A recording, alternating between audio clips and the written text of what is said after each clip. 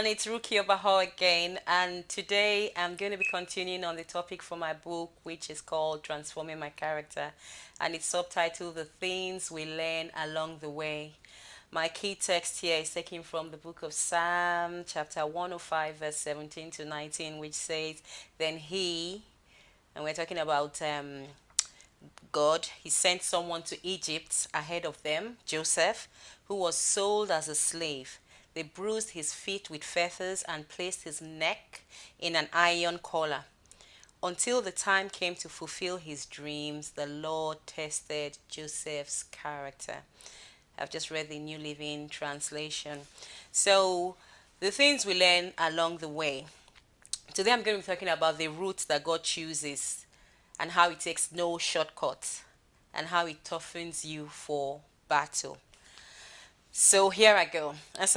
I came across this interesting passage in the Bible that says, when Pharaoh let the people go, God did not lead them on the road through the Philistine country, though that was shorter. For God said, if they face war, they might change their minds and return to Egypt. This is God saying so. He says, for God said, if they face war, they might change their minds and return to Egypt. So, God led the people around by the desert road towards the Red Sea. The Israelites went out of Egypt ready for battle. This was taken from Exodus chapter 13, verse 17 to 18, and I've just read the NIV translation. So I said, after reflecting on this for a while, it dawned on me that the route God chooses prepares you for battle. We've already been given advance warning that from the days of John the Baptist until now, the kingdom of heaven suffers violence, and the violent take it by force. The violent take it by soft, not the softy. The violent take it by force. That's Matthew 11, verse 12. This is not a game for people who are not ready, because you have to believe me when I say that you've not begun your journey until you reach a Red Sea. We know the story about the Red Sea, and here I've said the Red Sea of obstacles, and it is decision time. Should I go back or keep going? How many of you have met obstacles along the way? You think, oh, fine, God is giving you direction and everything. He's taking you down this path. And then you think, oh, let's go. He gives you this picture. And even before you leave your house, your front door, there is an obstacle. And you're thinking, oh, gosh, shall I just go back in and sleep? Just cover myself under the duvet and just sleep. You just, how is it going to be? But you've just got to keep moving, because whether you like it or not, obstacles are bound to come. So you get to this place where it's decision time. Should I go back or keep going? This is where you develop tenacity, persistence, perseverance. Well, let me not lie to you. It's a tough decision because the devil will throw everything he can at you. So you definitely have to be prepared for the battle. And it's interesting that God actually allows you to go through that route. There is a shorter route to get from A to B, but he would say, no, you know what, let's go a longer route where you're going to face battles. Can you imagine that? God that loves me so much allowed me to go through that route. And at times you wonder why. But just so that you develop muscles. Just don't give up easily. You have to be ready for the battles. That's when you will know whether you are standing on a solid foundation in Jesus Christ or on something else. As I said, there are times when everything that can be shaken in your life, your finances, your relationships, possessions, etc., everything will be shaken, and only that which cannot be shaken will remain. Things were shaking in my life, all right. But remember that God told me I will do a new thing. I've mentioned so many times in the book how God, when I started my journey with God, he said, Ruki, I am going to do a new thing in my life. And at times for God to do that new thing, all things have to pass away. All things that are just occupying space in your life, distracting you, taking your attention from God, they have to just get rid of you just have to get rid of them from your life. And that really happened to me. Both the ones I wanted and the ones that I didn't want. It was just like, oops, poof. It's like today, what's gonna happen today? What is gonna happen today? And to me, it's surprising that I am still standing. Anyway, regardless of the pain, I had to keep going. And as I mentioned in chapter 2 of this book, I had to keep unwrapping my package. That's another big um, topic for discussion. Having to unwrap your package. Everyone comes in with this one just like you get a gift, and you keep having to unwrap and wrap to see what's inside. So that I said that's how we all come into this world. But despite the obstacles, despite the battles, you just have to keep on wrapping to see what's in there. I had to get past the times when I had made up my mind to quit. There were indeed times, yes, more than once, when I decided that I was going to leave church. But God always had a word for me, and that word was simply go back. It's a battle indeed. And that was why Jesus gave his disciples advanced warning about Satan's plot to sift them out like grain. But Jesus had to pray for Peter's faith. This is a battle for your faith. And I believe that is why the great apostle Paul made statements such as, I have fought the good fight. I have finished the race. I have kept the faith. You get that in Timothy, 2 Timothy chapter 4, verse 7. In order for you to fight the good fight of faith, you have to develop spiritual muscles to be prepared for the battle.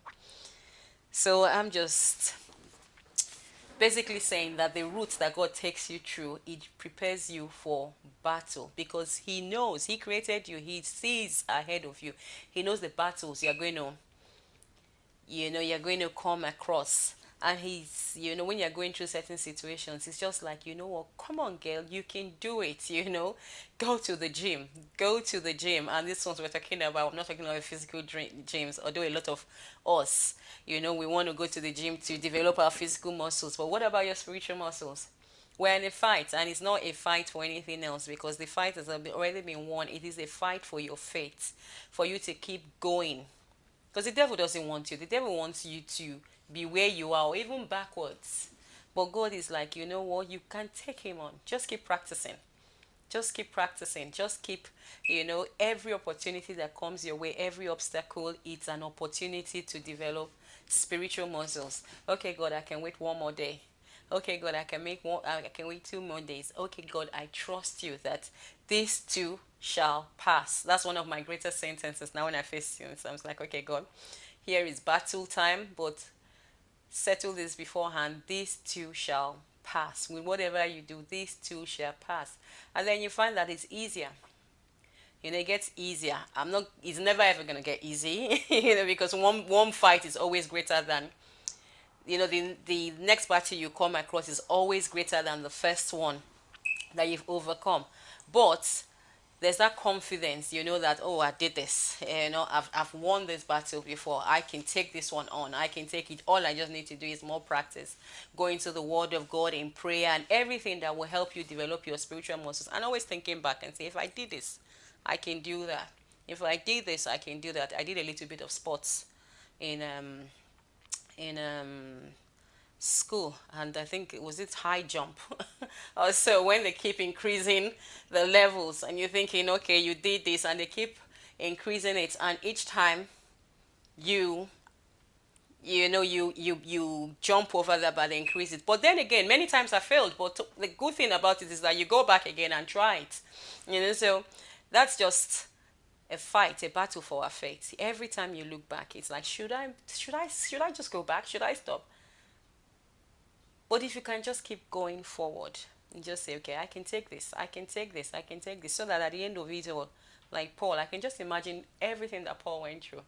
So at the end, he's saying, you know what? I made it. I fought the good fight of faith. And that's what it is about, your faith.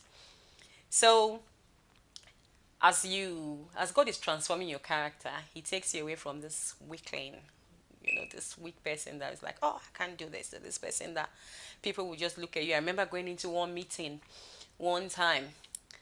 That time I can't even explain how I was feeling that day. We're going for evangelism around the city of London. I just come back from Africa. I was like, I couldn't even explain it, but I just said, you know what, God, I've already promised to come for this meeting. I was also speaking, I think. I said, I'm going to go.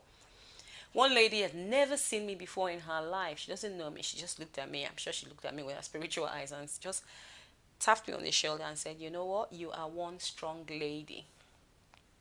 I looked at her and thinking, what do you mean? I was going to say, what do you mean? But then again, something just said, you know what? I don't even have the strength to answer you, but I think I know where you're coming from. I just smiled and said thank you and thank God. The battles that I've had to fight in life to be here. I even surprised myself. But I'm only at the level where I am because I've been developing spiritual muscles. I don't know. I haven't got, well, I'm quite big boned.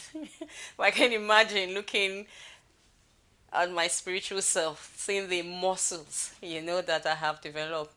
And it's all part of the transformation process, getting rid of all the fats and just overcoming day by day. So I don't know what it is you're going through. I don't know what it is you're experiencing right now you think you can overcome. But God always allows us to go through things for a reason. He always allows us to go through things for a reason. And it's one of those things where you come out of it and look back and say, oh, I didn't know I could do that. I didn't know I could still be standing. The Bible says, after doing everything to stand, make sure you're still standing. So I just pray for the Lord that He gives you strength as you going through this process of transforming your character. And it's not going to end now. It's going to be until the day Jesus Christ comes. Then you look back and say, oh, who was that person and who is this person now? And you will just be so proud of Jesus and give him a big hug and say, thank you for the work you've done in my life. So till I come your way next time, I just pray God's strength be with you. Remember, I can do all things through Christ who strengthens me. Bye.